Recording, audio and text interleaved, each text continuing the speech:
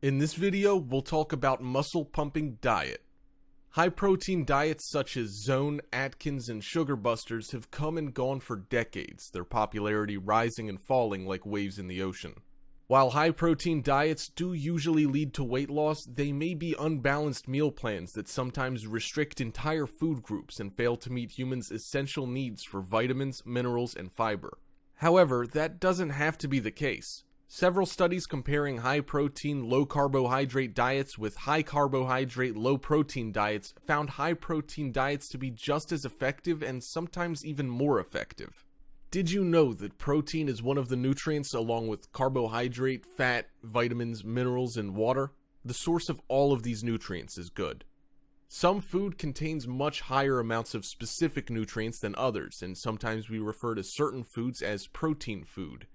It's important to realize that all food contains more than one nutrient, and most food contains substantial amounts of several nutrients. For example, meat, which is a good source of protein, carbohydrates, fat, riboflavin, and calcium. Protein is an essential nutrient. There is no life without protein. Protein is contained in every part of your body: the skin, hair, blood, body organs, eyes, even fingernails and bone. So why exactly is protein so important? Protein has a critical physiological function. It is primarily used in the body to build, maintain, and repair body tissues. In the event that protein intake is greater than that required by the body for this primary function, excessive protein is converted to energy for immediate use or stored in the body as fat. Protein energy will be used only after other energy sources, carbohydrates and fat, are exhausted or unavailable. Protein is available from both animal and plant sources. The typical US diet is a mixture of protein sources. Variety and choices will provide an adequate diet. The following are some examples of protein content in some typical food. 3 ounces of chicken contains 20 grams of protein. 3 ounces of ground beef contains 21 grams of protein. 2 ounces of pork chop contains 15 grams of protein. 3/4 of a cup of beans contains 11 grams of protein. 2 tablespoons of peanut butter contains 8 grams of protein. 1/2 cup of soybeans contains 10 grams of protein. And if you're wondering about the protein serving size, here's some references. 1 ounce of meat is equal to the size of a matchbox. 3 ounces of meat is equal to the size of a deck of cards. 1 ounce of cheese is equal to the size of 4 dice or 1 slice. 2 tablespoons of nut butter is equal to the size of a ping pong ball. The amount of protein needed varies for different age groups, size, and growth stages. Even though an adult has achieved maximum growth, protein is required for maintaining body tissues. Periods of growth, including infancy, childhood, and pregnancy, increase the protein need to provide building materials. Physiological states such as injury, surgery, or burns increase the need for protein to provide repairing materials. Surveys have shown that Americans eat almost twice as much protein as their bodies need. This is probably because of ample supplies of high-quality protein and a preference for meat and other animal sources of protein. Food consumption surveys show an average protein intake of approximately 100 grams per day. About 70% of the protein is from animal products.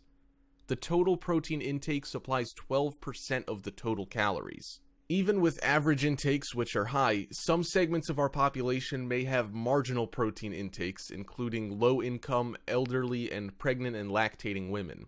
In less developed countries, the protein deficiency disease kwashiorkor is seen in growing children. Now, let's talk about protein powder. It has become a popular protein source for people trying to improve athletic performance and build muscle mass. For people with cancer, they can provide necessary protein to their diet and help maintain muscle tissue during treatments when experiencing a lack of appetite for eating meats or other high-protein foods. Avoid protein powder that contains other ingredients such as creatine, vitamins, or minerals. While these may be high in protein, they tend to be low in calories, so adding higher calorie additions can be beneficial. Did you know that whey protein concentrate is very common and the most affordable form of whey protein? It does contain some lactose. Whey protein isolate is a more concentrated form of whey protein with little to no fat or lactose. It's an acceptable protein source for people on a lactose-restricted diet or with lactose intolerance. Hemp protein is a near-complete plant-based vegan protein that offers the inflammation-fighting power of omega-3 essential fatty acids and is high in fiber. Pea protein powder is a plant-based protein, vegan, and highly digestible. It has a fluffy texture. Soy protein powder comes in either soy protein isolate or soy protein concentrate. Compared to dairy-based protein powders, soy protein powders do not dissolve as well, may have a beany taste, and can cause gas for people sensitive to soy sugars. Furthermore, there are so many ways that you can add more protein into your diet. Cheese. Melt your cheese on sandwiches, breads, tortillas, hamburgers, hot dogs, other meats or fish, vegetables, eggs, or desserts such as stewed fruits or pies. Or you can grate it and add it to soups, sauces, casseroles, vegetable dishes, mashed potatoes, rice, noodles, or meatloaf. Cottage cheese or ricotta cheese. Mix with or use with fruits and vegetables. Add them to casseroles, spaghetti, noodles, and egg dishes such as omelets, scrambled eggs, and soufflés. Milk or soy milk. Use in beverages, cooking, hot cereals, soups, cocoas, and puddings in place of water. Dry milk powder. You can choose to add this to regular milk and milk drinks such as pasteurized eggnog and milkshakes, or use in casseroles, meatloaf, breads, muffins, sauces, or any milk-based dessert. Yogurt. Add yogurt to cereals, fruits, gelatin, and pies, or you can blend or whip with soft or cooked fruits. You can even sandwich ice cream or frozen yogurt between pound cake, cookies, or graham crackers. Eggs. Add chopped, hard-cooked eggs to salads and dressings, vegetables, casseroles, and meat salads. Add extra eggs or egg whites to quiches, pancakes, and French toast.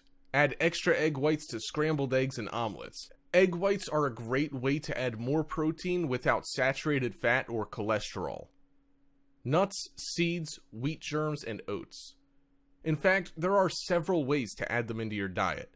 You can sprinkle them on fruit, cereal, ice cream, yogurt, vegetables, salads, and toast as a crunchy topping. Or you can blend them with parsley, spinach, herbs, and cream for a noodle, pasta, or vegetable sauce. Meat and fish.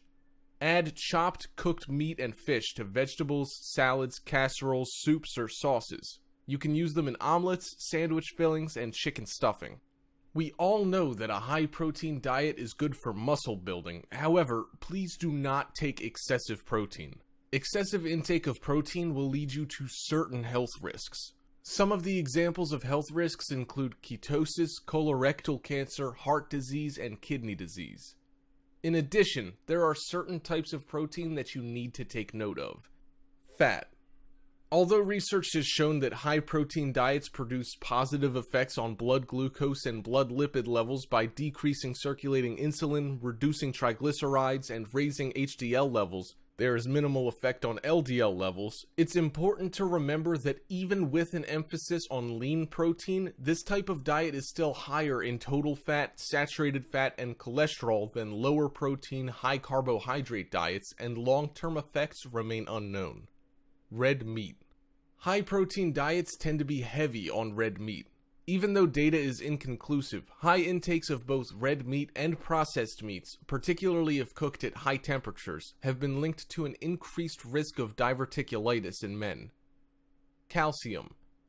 Since high-protein diets are directly related to a higher output of urinary calcium, researchers in the 1990s concluded that high-protein intakes had an adverse effect on bones. We now know that's not the case. If accompanied by adequate calcium, about 3 servings of low-fat dairy per day or the equivalent, high-protein diets can not only increase calcium uptake, absorbing as much as 25%, but also enhance bone health, preserving bone even during weight loss, according to a 2008 Journal of Nutrition study.